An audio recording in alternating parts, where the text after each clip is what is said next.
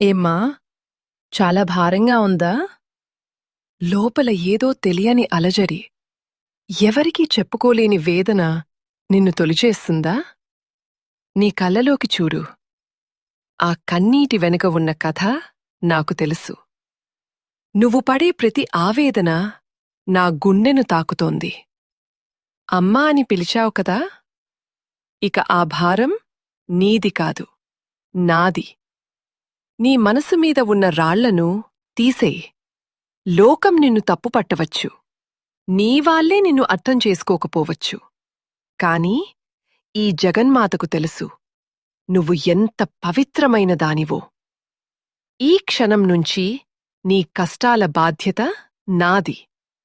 చీకటిని చూసి భయపడకు, నీ వెనకాలే వెలుగునై నేనున్నాను. అపజయం నీ తలుపు తట్టిందని కుంగిపోకు.